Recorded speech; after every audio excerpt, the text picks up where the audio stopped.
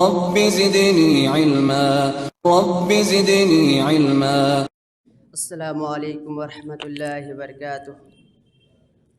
الحمد للہ کفا والسلام علی عبادہ الذین اصطفى. اما بعد، اعوذ باللہ من الشیطان الرجیم. بسم اللہ الرحمن الرحیم.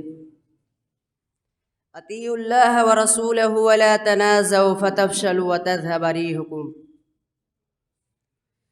دیوار نفرتوں کی گراؤ تو بات ہے، انسان کا شعور جگاؤ تو بات ہے، ظلمت میں زندگی کی محبت کے نام پر قندیل دوستی کی جلاؤ تو بات ہے.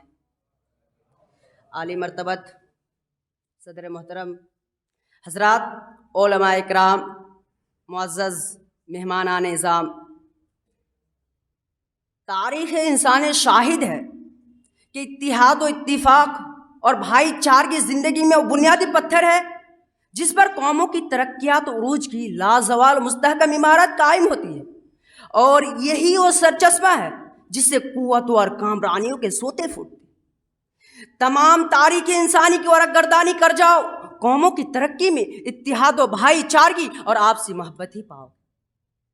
اس مختصر تمہید کے بعد آئیے ذرا ہم جائزہ لیتے ہیں کہ جس کو انما المؤمنون اخوہ اور کونوا انصار اللہ کا درس دیا، جس کو قرآن درسگاہ میں سکھایا گیا ہے کہ واعتصموا بحبل اللہ جمیعا ولا تفرقوا، اور واطیعوا اللہ ورسولہ ولا تنازعوا فتفشلوا وتذهب ريحكم واصبروا، کہ دیکھو اللہ اور اس کے رسول کی اطاعت و پیروی کو اپنی زندگی کا جزء لا انفق سمجھو، اور دیکھو جھگڑنا نہیں، ورنہ جانتے ہو کیا ہوگا، تم ناکامی اور پستی کی کھندک میں جا گرو گے اور تمہاری حیثیت ختم ہو جائے.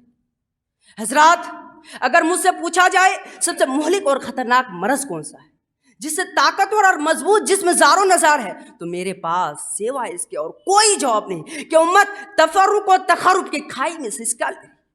اس کی وحدت کا اوہار بکھر چکا ہے، جس کی لڑیوں کو آقا انعامدار صلی اللہ علیہ وسلم نے کہہ کر پرویا تھا کہ ان ربکم واحد، یقیناً تمہارا رب بھی ایک ہے، وہ ابوکم واحد، اور تمہارا باپ بھی. امت کی شناخت قرار دی تھی، اے امت مسلمہ کا غیور فرزندو، آؤ ذرا غور کرے کہ جب اتحاد و بھائی چارہ اس امت کی رگوں میں خون بن کر گردش کر رہا تھا اور یہ امت وحدت رب کی زنجیر میں بدھی ہوئی تھی، تو اس کے تصور سے باطل طاقتوں کے ایوانوں میں زلزلہ آ جاتا تھا، طاغوتی نظاموں کے دل دھل جاتے تھے، کلیجہ منہ کو آنے لگتا تھا. مگر جب اس امت کی زندگی اس طاقت اور عنصر سے آری ہو گئی تو قومیں بھوکے بھیڑیے کی طرح اس پر ٹوٹ پڑی. انہیں غیر قوموں نے فرقہ بندی تفرقہ بازی کے دلدل میں دھکیل دیا. اس لیے آج امت مختلف کھانوں میں بٹی ہوئی، وطن پرستی، قوم پرستی، نسل پرستی اور مسلکی تعصب کے خود تراشیدہ بتوں کو اس نے اپنا معبود بنا رکھا، اور ذات و پات کے ناپاک صنم اس کے ہاتھوں پوجے جا رہے ہیں. اقبال نے کیا سچ کہا تھا کہ فرقہ بندی ہے کہیں اور کہیں ذاتی ہے، فرقہ بندی ہے کہیں اور کہیں ذاتی ہے، کیا زمانے میں پنپنے کی یہی باتیں ہیں؟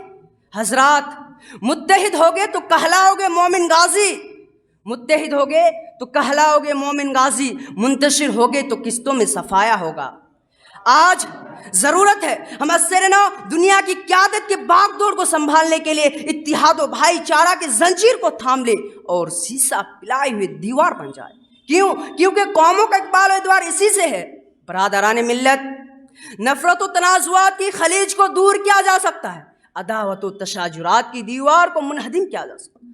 شرط یہ ہے کہ ہم قرآن کے للکار کو سننے والے ہو، تو آئیے قرآن کا فرمان سنیں اور رسول کا فرمان سنیں اور اپنی زندگی سے نفرت و تنازعات کی دیوار کو گرا ڈالیں. قرآن کہتا ہے ان هذه امتکم امۃ واحدہ وانا ربکم فاتقون. جب قرآن کہہ رہے ہیں کہ رسول کا فرمان ایک جسم کے مانند قرار دیتا ہے تو اختلاف کیوں؟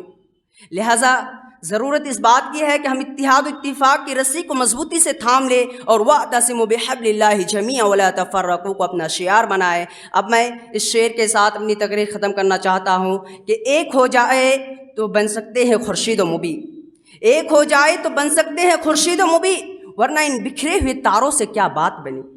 آخر میں اللہ رب العالمین سے دعا ہے کہ ہم تمام مسلمان بھائی کو مل جل کر زندگی بسر کرنے کی توفیق عطا فرما. آمین. وآخر دعوانا الحمد للہ رب العالمین. والسلام علیکم ورحمۃ اللہ وبرکاتہ.